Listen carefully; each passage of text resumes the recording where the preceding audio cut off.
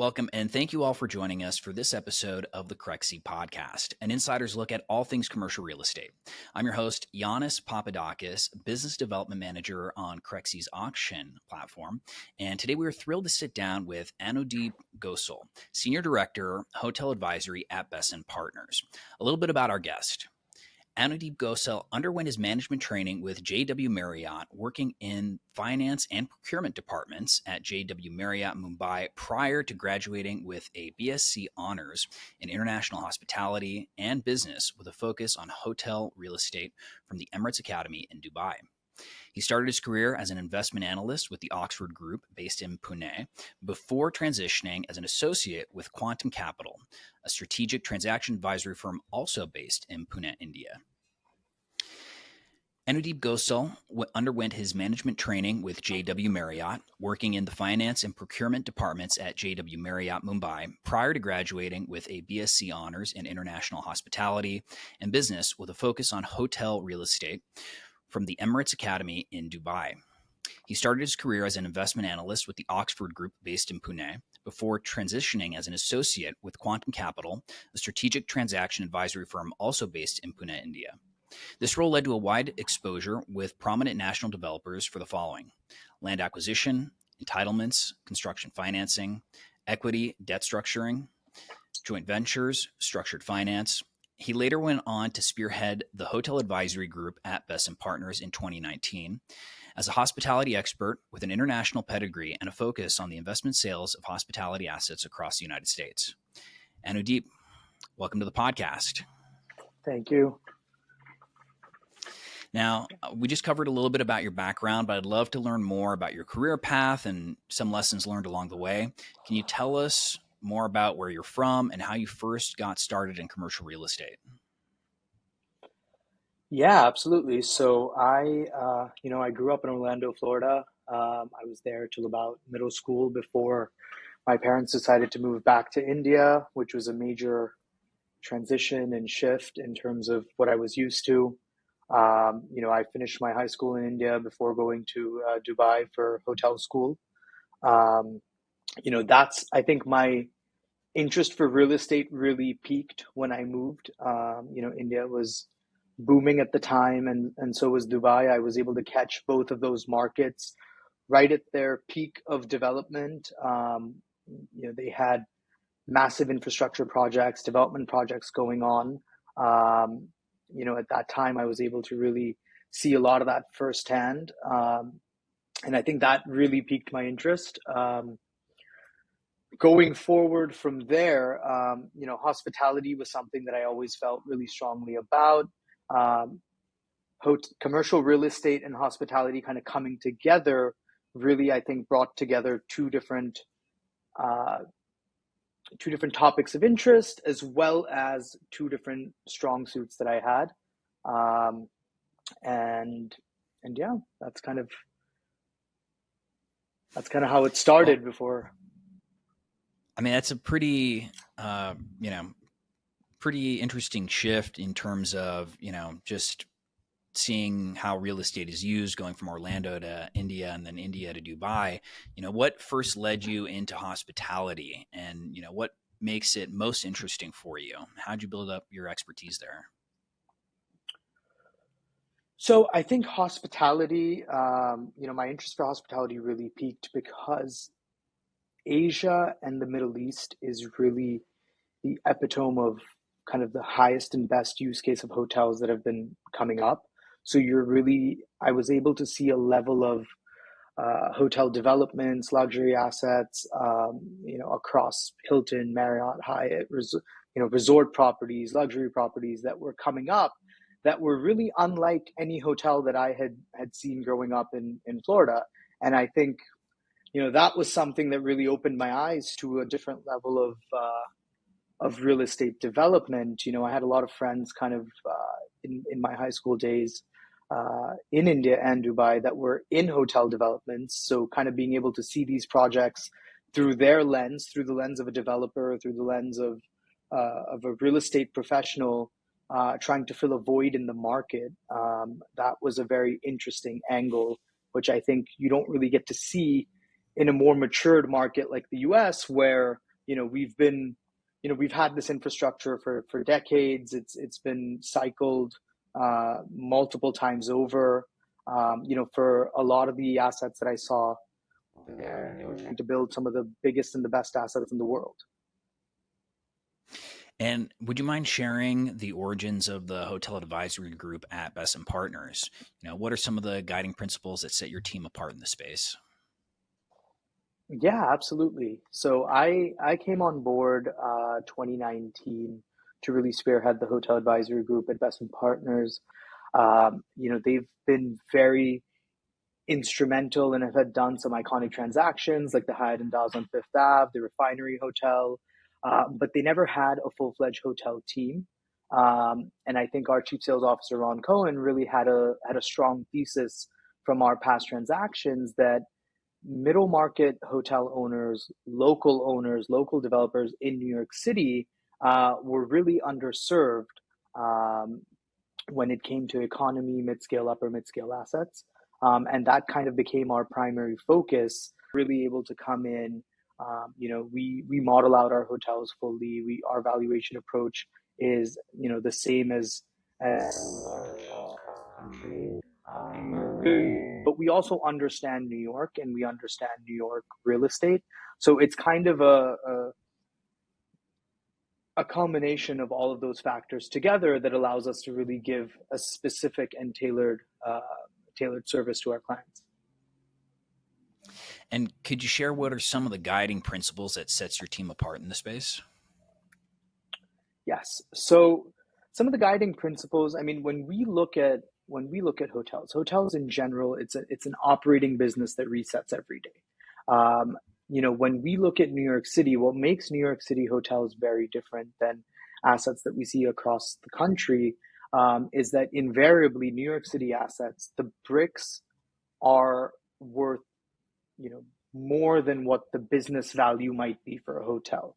So there's a very, very strong real estate angle versus suburban assets where the brand, the box, the brand, and the segmentation of where that hotel is has a larger impact on value than just the bricks alone. So our guiding principle is really to look at not just the business model and not just the business fundamentals, but also look at other aspects, which I think don't apply anywhere else. For example, the air rights. For example, is there an assemblage play? Are there any other kind of local real estate factors for New York? Regulation is a big issue here, zoning, FAR, etc. We kind of bring both of those things together to really give a more tailored service. Excellent. Well, thank you for sharing. And, moving into our topic for today, let's get into the nuts and bolts of all things hospitality. Can you give us an overview on the current state of the hospitality commercial real estate market, both nationally and in New York City? Yeah, so I think, New York City was the worst hit coming out of COVID. We had the largest impact of international travel. You have about 65 million passengers coming into JFK, 63 million coming into LGA. Between the three major airports and being a tourism destination, I think New York was the worst hit. It was an interesting time. I think nationally, domestic travel was up. Drive-to leisure was something that was really doing well. New York bounced back better than what we could have ever imagined. New York, up until about last year, was completely working the opposite of what was happening in the rest of the country. But right now, we're seeing ADR up, over 20% from 2019, even though international travel is not fully back. We saw some regulatory changes that took place over the last few years. We saw, the city came out with an amendment stopping all new development. They stopped hotel developments in M1 zoned land. They came out with a special permitting process that posed its own set of issues. And then there's been an influx of other social issues that have also resulted in increased performance. So I think today, as far as AD concerned, though occupancy levels may not be quite where they were, we're seeing much higher rates than where we were in 2019. And have any other changes or trends that you've observed occurred over the last couple of years, since COVID and, kind of with the changes in the economy? Yeah. So what we're really seeing coming out of COVID, the economy, one, interest rates have been a major factor impacting hotel transactions. Inflation being at an all-time high has also impacted rates. That's one of the reasons why rates are up. The flip side of that is you're also seeing increased payroll costs. You're seeing increased labor costs. It's not, you don't have the same gross margins on hotels that you did pre-COVID. So it kind of goes both ways. But I think, there's been a lot of other social issues as well when it comes to the homeless program, the migrant program that has come into New York, which has also led to an artificial supply constraint. We had about 12,500 odd keys. That was kind of the oversupply that everyone was dreading in New York hospitality. We saw about 12,000 down during COVID. That kind of nulled out the supply and demand equilibrium was kind of met right there. And then, we have 63,000. There's a large population of other social programs with the city of New York that are housing, using hotels for shelter, which has also led to a supply constraint. And I think that's really helped a struggling industry, and an industry that was affected, had a very large impact of recover and slowly bounce back. Okay. And how do you see the rise of alternative accommodations such as Airbnb, vacation rentals, VRBO, affecting traditional hotels and hospitality properties? Yeah. Well, so it was something that, when I came on board in 2019, that was kind of the buzzword. Everyone was worried about all these, I think it was 50 odd thousand kind of the shadow inventory, so to speak, of Airbnb units that were competing with hotels. Over the past few years, we haven't really seen that be an issue. I don't know too many hotel owners that are concerned about that today. January of 2022, we also saw local law 18 come into play, which basically stopped short-term rentals and Airbnb in New York. You essentially need a hotel license to be able to operate that. So I think it took a lot of that inventory out. And I think going forward, I don't think the industry really sees that, especially in New York City and the five boroughs, as really a concerning issue.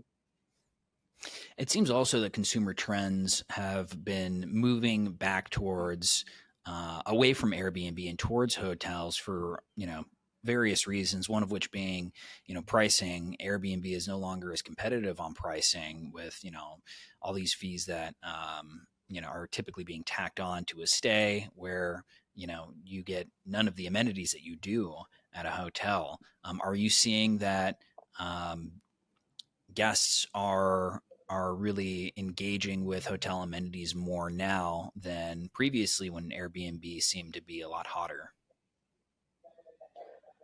So I think that's very market specific. I think, in New York City, the thing about Airbnb is where pricing falls for Airbnb now. If you look at the rates that they charge, it kind of, no matter how you slice it, it really falls between that upper upscale segment. So in that space, we're noticing, also Airbnbs, it really depends on a configuration basis. So the way I look at it is you're seeing probably more travelers go towards Airbnb if they're larger groups, of groups of 4 or 8 or 12 or whatever it might be, versus individual travelers or people traveling in groups of 4 or less that are able to accommodate in a hotel room versus wanting a house. So I think we're seeing, if you look at the trend nationally, I think in leisure markets where you have large groups and you have 4-bedroom plus or 3-bedroom plus Airbnbs, There, they still have a presence that justifies the increased ADRs. Below that configuration, I think hotels are far more competitive. They offer a far better experience, higher quality and standards than what Airbnb has to offer. And what role does branding and brand affiliation play in the hospitality sector, and how does it influence investment decisions? Nationally speaking, it is a brand game. It's more of a brand game than it is a real estate game in some sense. So you're seeing it's kind of like a customer acquisition cost. So when you work with an IHG or Hilton or Marriott, it is kind of what is the reservation contribution that brand affiliation has to the property.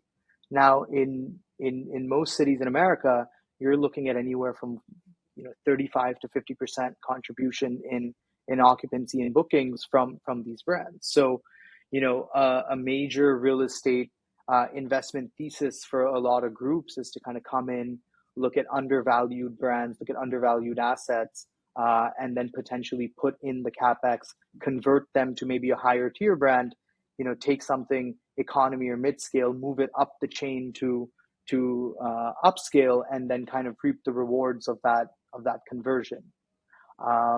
New York, though, however, what we're really seeing is with international travel down coming out of COVID, brand contributions are far lower than where they are anywhere else. I think the sheer footfall and the numbers that the city has, we work a lot with various ownership groups that are very comfortable with independent assets. They're very comfortable with boutique assets, not having a big brand or hotel chain kind of affiliation is not as scary in New York as it is in other parts of the country. And, diving a bit deeper into the world of hospitality, I'd love to get some questions that are a little more detailed from an investment perspective. What are the primary factors driving investment decisions in the hospitality sector, especially in New York City? So New York City right now is at a situation where it has the lowest supply growth of any city in America. The special permitting process has made it extremely difficult. I believe I think there's one permit that's been filed since the new law was enacted. So I think the replacement value metric in New York has really gone out the window. There's no way that we can quantify and put a replacement value cost on a New York City hotel. So I think there's a big play for a lot of ownership groups to try and acquire what they can, given that they can't develop new assets anymore. That's a major driving force for a lot of motivation that we have from hotel buyers. The other aspect, I think, is also that right now you saw virtually every hotel in New York get destabilized. I mean, dropped to 5 to 10% revenues of where they were. And I think, the confluence of all these different factors kind of coming in, whether it's supply constraint, whether it's inflation related ADR growth, whether it's, a lot of assets that require capex that may not have capex, a lot of properties converted. I think all of that has created a situation where now is kind of where we're seeing the conviction for buying kind of coming back. Are there any boroughs in particular that investors are, particularly excited to get into right now or focusing on? So when it comes to the boroughs, I think what we're really seeing is, downtown Brooklyn has really emerged as a hot pocket. That's a market that has outperformed Manhattan on many metrics. We're just seeing all kinds of real estate numbers in general really outperform, what's going on. And I think people are seeing become a market of its own and not really an oversupply market to Manhattan, which has led to its own culture, its own kind of gentrification, which is making a lot of owners very bullish on that sub market. And what type of investors are entering the space? From a national and global perspective, where are they investing? So, I think commercial real estate is something that really involves a very strong comfort level. So what we really see is people invest where they're comfortable. And New York is something that if you don't own assets or if New York is not your backyard, it's a tough market to invest into. So yes, there is a lot of outside capital that's coming in. So you've seen some sovereign wealth funds come in. You've seen some Korean investors, Japanese investors kind of investing back into New York. But I think a majority of economy mid-scale and upper mid-scale is still the local owners, local developers, and local operators that already have anywhere from 2 to 4 assets in the boroughs and are looking to grow their portfolios. And let's talk financing real quick, because I know financing has Mhm. been a challenge for, pretty much every asset class, recently. What are some of the challenges for hospitality properties when it comes to financing, particularly in our current economic climate? Yeah, financing is really the name of the game right now, and I think that's really the determining factor between how competitive someone can get on an acquisition. I think what we're really seeing is it's not an even playing field. Um, Commercial real estate is a slow burn, and hospitality is really the outperformer. So there's a lot. It's a great hedge to inflation. So there's a lot of capital out there that's looking to do deals and get placed, but rates have to add up, metrics have to add up. Most hotels that we see have been capitalized at 4 and 5% in terms of interest rates. These assets are going to get recapitalized at even higher depending on their situations. So how do you really bridge that gap? And that's a loss of value for sellers today that needs to be absorbed somewhere. And I think what we're really seeing is a lot of lending is still relationship based. A lot of it is very much balance sheet based. So if you have local regional banks, smaller is really the smaller is better. I guess is kind of what we've seen over the last 12 months. When it comes to these larger $100+ million transactions, financing is still very tough. I think the smaller is the easier the debt becomes. We're also seeing a lot of compression in spreads. We're seeing as low as potential rates being lent out. So it's still possible with the right operator, the right sponsorship group, and the right to get rates kind of in the high sixes is kind of what we're starting to see now. But overall, it's really a question of, I think, this is the new norm. I don't think we're going to see rates go down. So it's really a question of who gives in first versus buyers versus sellers. So Now, I'm interested if you can explain a little bit how you evaluate and mitigate the risks associated with hospitality investments, like seasonality, economic downturns, or changes in travel patterns. How does that play into the equation? yeah, and I think so all of those factors I think are really the nature of the hotel business. So the seasonality, travel patterns are something that we use. STR does a great job of really consolidating all this data in terms of fundamentals, comp sets, pipeline reports, trend reports, etc., that allow you to really see what's going on. I think brand affiliations also really allow you to to underwrite on certain premises of what segment you're going to be in, what your guest segmentation is going to be, transient versus corporate, group bookings, etc., which really allow you to understand where you fall in the chain scale, and really where you fall in terms of your target customer. So there's a lot of hospitality is a very well organized sector. So there's a lot of data out there that allows you to kind of filter through that. But I think overall, what we're really seeing is most investors are just looking to we're not seeing high leverage deals. We're seeing more equity coming in. We're seeing lower debt than where we were before. We're seeing higher interest reserves.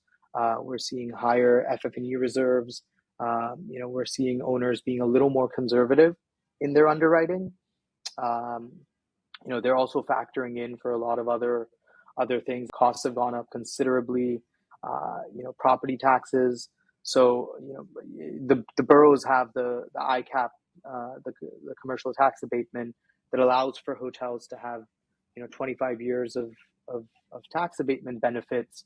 But I think assets that don't have the ICAP, again, property taxes is a major concern. People are being very conservative on how they're underwriting that. A lot of comp sets with this supply constraint. If you have 6 hotels in your comp set and 3 of them are shut down for another use or for a temporary shelter use, I think people are very aware and really trying to anticipate what the market looks like over the next 12 to 24 to 36 months in terms of that inventory potentially coming back, and really how they view that. And speaking of, the coming months and years, how do you see the hospitality sector evolving, particularly with potential for increased remote work and changes in business travel patterns? Yeah. So, well, with remote work, I mean, I think we're seeing the biggest vacancy in office that we've ever seen. The interesting thing is going forward, if you look at it at a broader level, what we're really seeing is we're on the cusp of like the largest generational shift of wealth. So we're looking at 100 million plus customers, people that are going to have the highest disposable income that we've ever seen. So, and these are all experience-driven travelers. These are all, younger professionals that are looking to kind of go away from the normal experience and are looking to spend more on travel. Be more liberal in terms of the kind of experiences they seek. And I think that's all. A lot of that is headed towards further growth in hospitality. Excellent. Well, I appreciate your time on the topic. Moving on to our final topic here, we've got some rapid fire questions for you, words of advice for our listeners, and given your background and experience, I'm sure our listeners are curious to hear what you have to say. Are you ready for a couple of them? Sure. Well, before I jump in, I'm curious. So do your parents still live in India, or are they in the States as well with you? They live in India. So when they visit New York, what hotel do you put them up in? Like, where do you recommend as somebody it's in the industry? Do they have one that they love to go to every time, or are you always mixing it up? I'm just curious. So they have not actually visited since COVID. So I've kind of been the one going back, but also I feel like as someone who represents all hotel owners and multiple hotel brands, that's a little bit of a tricky question for me to answer. Got it. All right. You don't want to you don't want to play favorites. I respect that. Yeah. All right. If you were given $50 million today and had to invest it immediately, what would your go-to asset type and location be, and why? Yeah. So I think if I had to invest $50 million today, I think the real opportunity is select service hotels. Select service hotels, historically have made up 25 to 30% of transaction volume in the United States across the country. Today, it's over 50%. What we're really seeing is and for our listeners that don't know what that is, can you explain what a select service hotel is? So a select service hotel is, it's not a big box kind of full service Hilton or Marriott. It's a brand that has, it has some F&B component. It has some of the amenities, but not a major, a full-fledged restaurant or a lot of larger big box assets have. So it's kind of a hybrid between economy and what a full service hotel would have. So they're more efficient. across over the last 4 years, we saw 1,000 first-time buyers come into this space. And I think that's really what drove that number up to 50% of transaction volume. The real opportunity I see is to really come in the pref equity space, the structured finance space. And it may not even be to acquire an entire hotel. It may actually be to acquire, a smaller chunk of, maybe 51% or 49%, and really step in on a pref equity basis into some really high quality assets that will be resilient and can maneuver through any economic trend. They just, in this particular, are having a tough time refinancing. Now, what's your favorite tool or software that you use on the job? And I promise this is not a trick question. Well, so I think, Crexi has been a great tool for us. We do route all of our listing flow and traffic back through Crexi. We think it's a great tool. But, that being said, being in the hotel space, our number one tool is Star and STR, which really kind of consolidate metrics. And then what is the most common misconception about your job or your industry in general? So I think the common misconception that I think people have is really that hotels they're very operationally intensive. It's not easy to run a hotel. I think, people see the higher cap rates.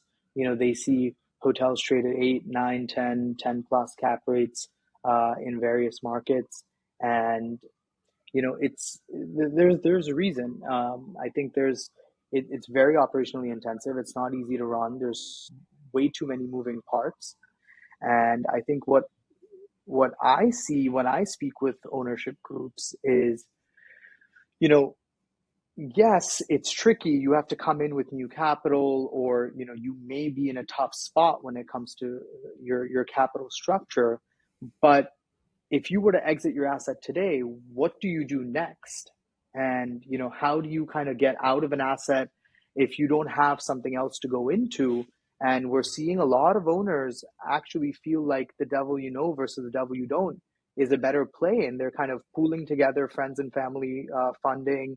And they're doing the cash-in refis where they're putting extra equity into their deals. I think there's a lot of people on the sidelines that don't really comprehend sometimes why certain assets that may be in distress are not really trading the way they thought they would. All right. Finally, what advice would you give to someone looking to break into the hospitality commercial real estate sector, whether as an investor, a developer, or a broker? So I think overall for all three segments, I mean, hospitality is a growing industry. The future is unlimited for hospitality on all fronts. Transaction volume is going to continue to increase. I know Q1 and Q2 seems a little slow right now, but behind the scenes, we're having more conversations with owners that are contemplating various options. Whether that be a sale or a secondary investment or pref or mezz or whatever it is. I think having a great, we're really seeing like great operators stand out. They're really able to turn assets around and even in difficult situations kind of maneuver. So for investors, I would really say aligning yourself with a great management company or really a great operator is integral. I mean, the amount of assets we've seen that are high quality assets but mismanaged or lack some sort of operational expertise is just, we see it every day. On the brokerage side, I would say as transaction volume continues to grow, there's obviously going to be a larger pie here, and it could be very lucrative for people looking to kind of diversify into this space. We're kind of the only asset class right now where, RevPAR is north of 2.5%. It's at par with inflation, and it'll continue to grow. Let's see what happens. Well, Anudeep, I want to thank you for joining us and sharing your insights. I know you're very busy, and we appreciate you spending time with us today. Where can people find you online if they want to get in touch? Email, social media? Yeah, email is obviously the best way. In terms of social media, I think the only channel that I really use consistently is LinkedIn. So, anyone can find me on LinkedIn. Send me a message on LinkedIn. Otherwise, just I'm a little old school, so uh, I'm anyone can also just pick up the phone and call me as well, and we're happy to discuss opportunities.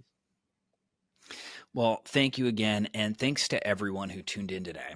If you enjoyed this episode, do not miss the next one. Visit go.crexi.com/podcast and sign up to get the next episode delivered straight to your inbox. Of course, you can also subscribe to the Crexi Podcast on your favorite podcast app or check out our YouTube channel for video recordings of each episode. Take care and be sure to tune in next time.